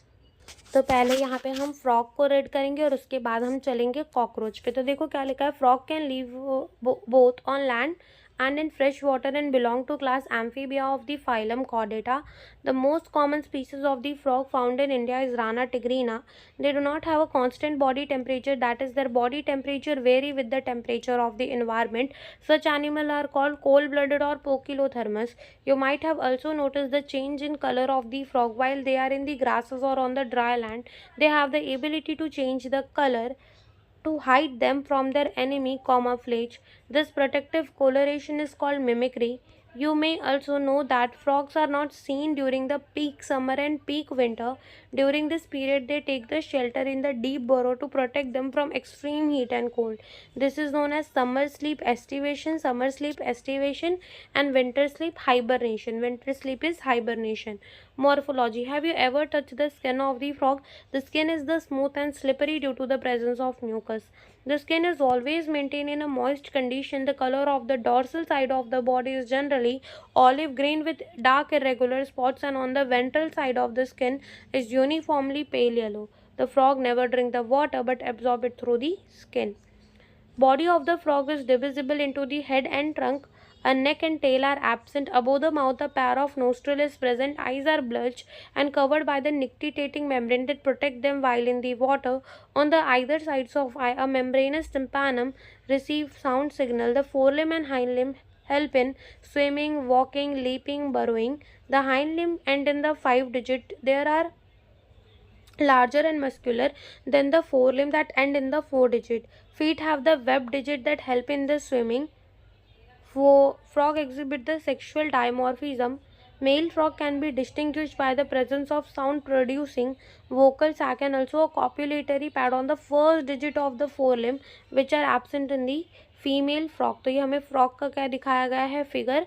ठीक है, ये इसकी क्या है head, ये क्या है eyes, ये फोर लिम, ये हाइंड लिम और ये ट्रंक. ठीक है। फिर एनाटॉमी की बात करें तो लिखा है the body cavity of the frog accommodate the different organ system such as digestive, circulatory, respiratory, nervous, excretory, reproductive system with well developed structure and function. The digestive system consists of an alimentary canal and digestive gland. The alimentary canal is short because frogs are carnivore and hence the length of the intestine is reduced. The mouth open into the buccal cavity that leads to the esophagus through the pharynx. Esophagus is the short tube that open into the stomach, which in turn continue as intestine, rectum, and finally open outside the cloaca. Liver secrete the bile. Liver secrete the bile that is stored in the gallbladder. Pancreas, a digestive gland, produce the pancreatic juice containing digestive enzyme. Food is captured by the bilobe tongue. Digestion of the food takes place by the action of the hydrochloric acid and gastric juices secreted from the wall of the stomach. Partially digested food called the chyme is passed from the stomach to the first part of the small intestine, the duodenum. The duodenum receives the bile from the gallbladder and pancreatic juice from the pancreas through a common bile duct. Bile emulsify fat and pancreatic juice digest carbohydrate and protein. Final digestion takes place in the intestine. Digested food is absorbed by the numerous finger-like fold in the inner wall of intestine called villi and microvilli. The undigested solid waste move into the rectum and pass out through cloaca. अब यहाँ पे हम इसकी ना figure देख लेते हैं। देखो सबसे पहले हमें ईसोफेगस दिखाया गया है। ईसोफेगस से क्या आया है? स्टमक। स्टमक से क्या है? ये first part of the intestine, duodenum. ठीक है, फिर ये क्या है? इसका पूरा का पूरा इंटेस्टाइन, ये है रेक्टम, और बाहर की तरफ फिर क्या है? क्लोएका है। ठीक है, फिर उसके बाद ये हमें क्या दिखाए गए हैं? ये हमें दिखाया गया है गॉल ब्लैडर, ये हमें दिखाया गया है लिवर, ये इसका हार्ट, ये क्या है? लंग्स हैं। साथ ही साथ ये किडनी, और ये किडनी के ऊपर हमें क्या दिखाई गई है? फैट बॉडीज दिखाई गई हैं। ठीक है, फिर उसके बाद ये यूरेटर है, फिर ये क्या है? यूरिनरी ब्लैडर, और ये क्लोएका। ठीक है। Frog respire on land and in water by the two different methods. In water, skin act as an aquatic respiratory organ. Cutaneous respiration. Dissolved oxygen in the water is exchanged through the skin by diffusion. On land, buccal cavity, skin and lungs act as a respiratory organ. The respiration by lung is called a pulmonary respiration. The lungs are pair of an elongated pink color sac-like structure present in the upper part of the trunk region, thorax. Air enter through the nostril into the buccal cavity and then to the lung. During estivation and hibernation, gases exchange take place through the skin. The vascular system of the frog is well developed close type. Frog have a lymphatic system also. The blood vascular system involve the heart, blood vessels and blood. The lymphatic system consists of lymph channel and lymph node. Heart is a muscular structure situated in the upper part of the body cavity. It has 3 chambers, 2 atria and 1 ventricle, and it's covered by a membrane called the pericardium. A triangular structure called the sinus venosus joins the right atrium. It receives the blood through a major vein called the vena cava. The ventricle opened into the sac lies conus arteriosus on the ventral side of the heart. The blood from the heart is carried to all the part of the body by the atria's atrial system. The vein collect the blood from the different part of the body to the heart and form the venous system. Special venous connection between the liver and intestine as well as kidney and lower part of the body is present in frog. The former यानी कि जो venous connection है between the liver and intestine उसको hepatic portal system कहते हैं, और जो kidney and lower part of the body के बीच में उसको renal portal system कहते हैं. The blood is composed of the plasma and cell. The blood cells are red blood cell, erythrocyte, WBC और leucocytes and platelet. RBCs are nucleated. यहाँ पे याद रखना है कि इनकी आरबीसीज कैसी होती हैं? न्यूक्लिएटेड होती हैं. कैसी होती हैं? न्यूक्लिएटेड होती हैं. Contain the red colour pigment haemoglobin. Lymph कैसा होता है? अलग होता है ब्लड से. It lack a few proteins and RBC. The blood carry the nutrient gases water to the respective side during the circulation. The circulation of blood is achieved by the pumping action of the muscular heart. The elimination of the nitrogenous waste is carried out by a well-developed excretory system. The excretory system consists of a pair of kidney, ureter, cloaca, urinary bladder. There are compact, dark red and bean-like structure situated at a little posterior in the body cavity on both sides of the vertebral column. Each kidney is composed of several structural and functional units जिन्हें हम क्या कहते हैं? Uniferous tubule और nephron. Two ureter emerge from kidney in the male frog. The ureter act as a urogenital duct which open into the cloaca. In female, the ureter and oviduct open separately in the cloaca. The thin wall urinary bladder is present ventral to the rectum, which also open in the cloaca. The frog excrete the urea और इसलिए इसको क्या कहते हैं, ureotelic animal. Excretory waste are carried by the blood into the kidney where it is separated and excreted. The system for the control and coordination is highly evolved in the frog. It includes both neural system as well as endocrine gland. The chemical coordination of various organs of the body is achieved by hormones which are secreted by the endocrine gland. The prominent endocrine gland found in the frog are the pituitary, thyroid, parathyroid, thymus, penile body, pancreatic islets, adrenal and gonad. The nervous system is organized into the central nervous system, brain and spinal cord. The peripheral nervous system के अंदर आते हैं cranial and spinal nerve and autonomic nervous system, parasympathetic and sympathetic. There are 10 pair of cranial nerves arising from the brain. Brain is enclosed in a bony structure called the brain box cranium.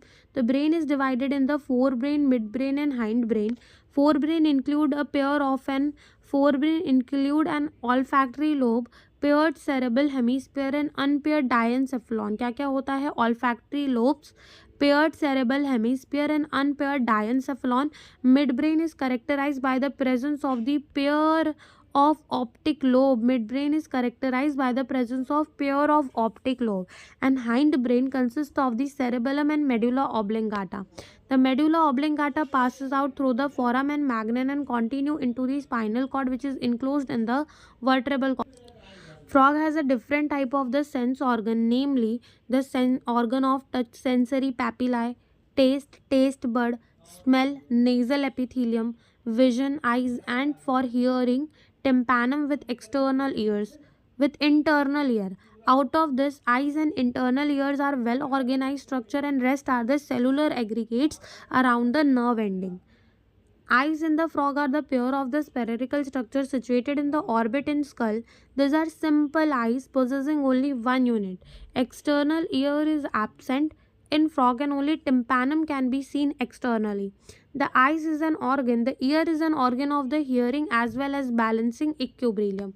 Frog have a well organized male and female reproductive system. Male reproductive organ consists of a pair of yellowish ovoid testes which are found adhered to the upper part of the kidney by a double fold of peritoneum called a mesorchium. Vasa effervescens 10 से 12 in number that arise from the testes.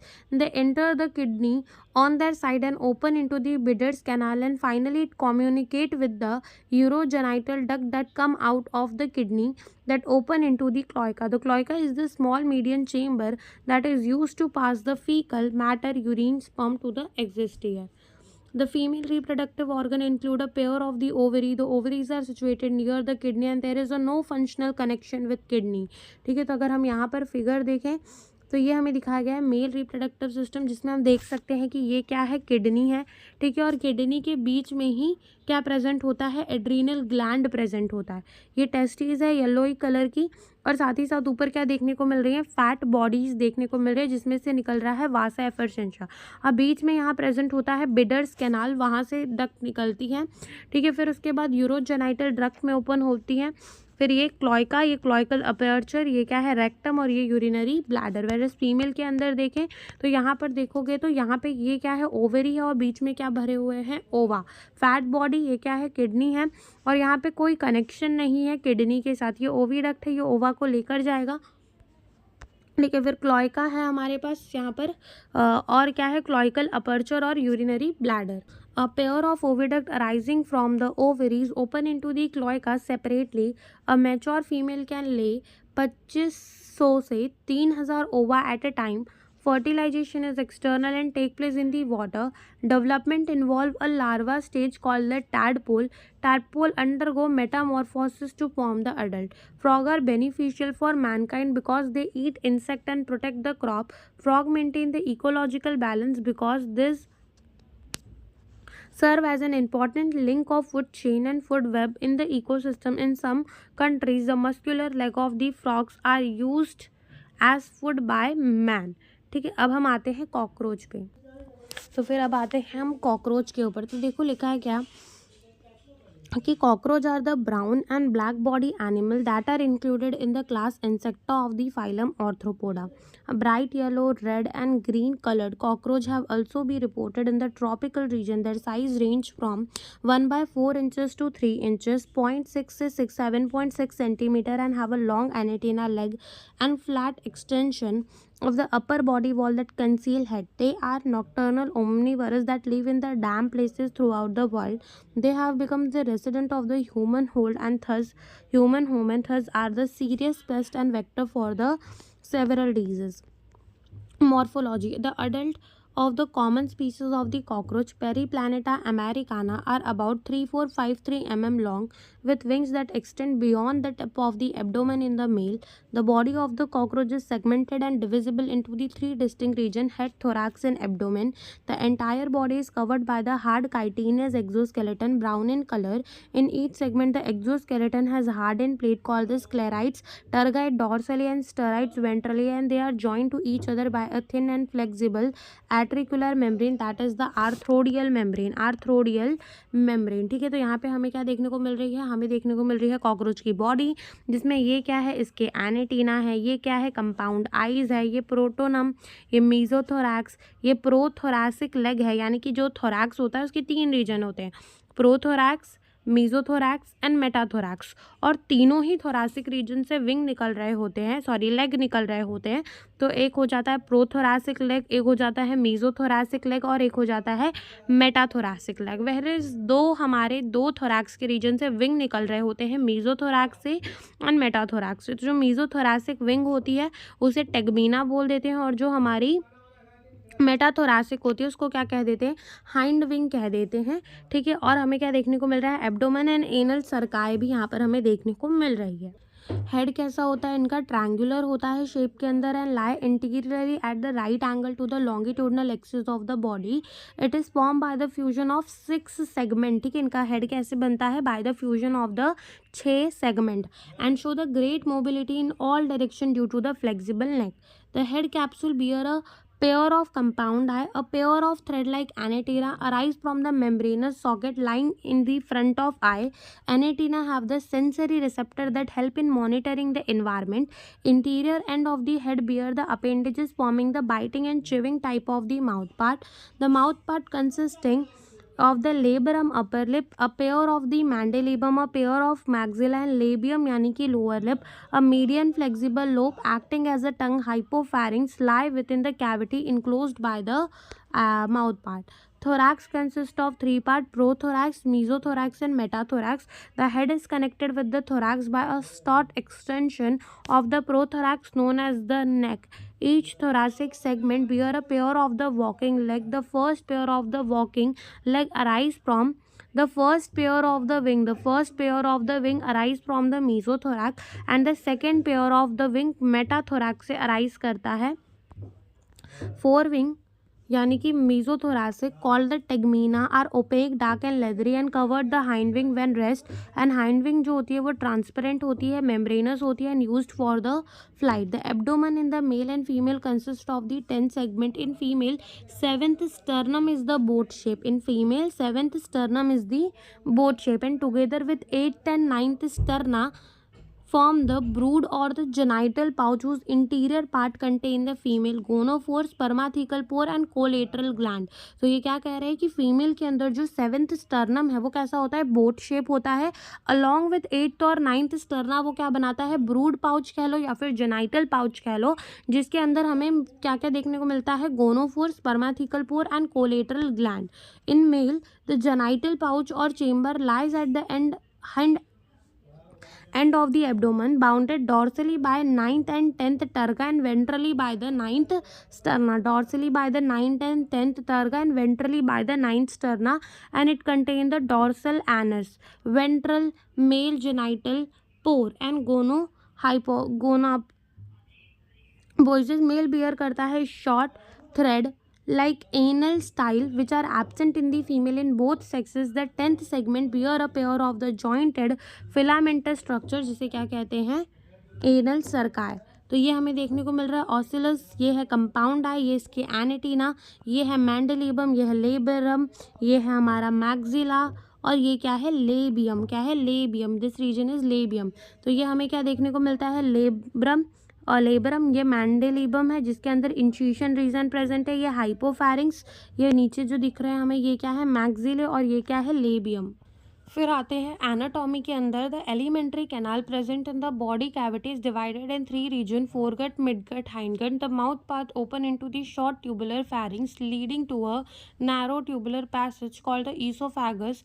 This in turn open into the sac-like structure called the crop used for storing of the food. The crop is followed by the gizzard and proventriculus. It has an outer layer of the thick circular muscle and inner layer of cuticle, forming the 6 highly chitinous plates called teeth. Gizzard help in grinding the food particle. The entire foregut is lined by cuticle. A ring of 6 से 8 blind tubes called the hepatic or gastric CA is present at the junction of the foregut and midgut, which secrete the digestive juice. At the junction of the midgut and hindgut is present another ring of 100 से 150, ठीक है, 100 से 150 yellow coloured thin filamentous Malpighian tubule. They help in the removal of the excretory product from the hemiolymph. The hind limb is broader than the midgut and is differentiated into ileum, column, and rectum, and the rectum open through anus. Blood vascular system of the cockroach is an open type. Blood vessels are poorly developed and open into the space hemocoel. Visceral organ located in the hemocoel are bathed in the blood hemiolymph. The hemiolymph is composed of the colorless plasma and hemiocyte. Heart of the cockroach consists of an elongated muscular tube lying along mid-dorsal line of the thorax and abdomen, and it is differentiated into the funnel-shaped chamber with osteas on the either side. Blood from the sinus enter the heart through ostia and is pumped anteriorly to the sinus again. The respiratory system consists of the network of the trachea that open through a 10 pairs of small holes called spiracles present at the lateral side of the body. Thin branch tube, tracheal tube subdivided into the tracheoles carry the oxygen from the air to all the part. फिर यहाँ पे हमें alimentary canal दिखाया गया है। सबसे पहले हमें दिखाया गया है फैरिंग्स, ठीक है। फिर वो कहाँ ओपन हो रहा है, क्रॉप के अंदर। क्रॉप के बाद गिजार्ड देखने को मिल रहा है। तो इतना क्या हो गया, फोरगट। फिर यहाँ से यहाँ तक हो गया मिडगट, ठीक है। और फोरगट एंड मिडगट के बीच में क्या देखने को मिल रहा है, हेपैटिक ब्लाइंड ट्यूब्स देखने को मिल रहे हैं। फिर उसके बाद आता है यहाँ से क्या, यहाँ से आता है फोरगट हो गया, मिडगट हो गया, हाइंडगट आता है, ठीक है। फिर ये क्या है, मालफिजियन ट्यूब्यूल, जो कि कितने होंगे 100 to 150। ये इलियम, ये कॉलम, ये रेक्टम हो गया, ये ईसोफेगस, ये सलाइवरी क्या हो गए ग्लैंड्स, और ये सलाइवरी रिजर्वर हो गए, ठीक है। जो डार्क बनाए हैं एकदम शेप के, और जो थोड़े ऐसे से बनाए हैं वो क्या है, सलाइवरी ग्लैंड। और हमें साथ ही साथ क्या दिखाया गया है यहाँ पे, open circulatory system of the cockroach. ये इंटीरियर अयोटा, ये क्या है बीच में एलरी मसल्स, और ये 13 chamber heart. The opening of the spiracles is regulated by the sphincter. Exchange of gases take place at the tracheole by the diffusion. Excretion is performed by the Malpighian tubule. Each tubule is lined by the glandular and ciliated cell. They absorb the nitrogenous waste product and convert them into uric acid, which is excreted out through the hindgut. Therefore, the insect is called a uricotelic. In addition, the fat body nephrocytes uricose gland also help in the excretion. Fat body nephrocytes and uricose gland also help in the excretion. The nervous system of the cockroach consists of a series of the few segmentally arranged ganglia joined by the paired longitudinal connectors on the ventral side. 3 ganglia lie in the thorax region and 6 in the abdomen region. The nervous system of the cockroach is spread throughout the body. The head holds a bit of the nervous system while the rest is situated along the ventrally belly side part of its body. So now you can understand, if the head of the cockroach is cut off, it will still alive for as long as 1 week. In the head region, the brain is represented by supraesophageal ganglion, which supply the nerve to the anatenna and compound eye. In the cockroach, the sense organ are anatenna, eye, maxillary palp, labial palp, anal cerci. The compound eyes are situated at the dorsal surface of the head. Each eye consists of 2000 hexagonal ommatidia, singular ommatidium, which help in the several ommatidia. A cockroach can receive the several images of an object. This kind of vision is known as a mosaic vision, with more sensitivity but less resolution. They gain common during the night and hence are called the nocturnal vision. Cockroach are the dioecious and both the sexes have a well-developed reproductive system. The male reproductive system consists of a pair of testes, one lying on each lateral side in fourth, sixth abdominal segment. From each testis arise a thin vas deferens which open into the ejaculatory duct through seminal vesicle.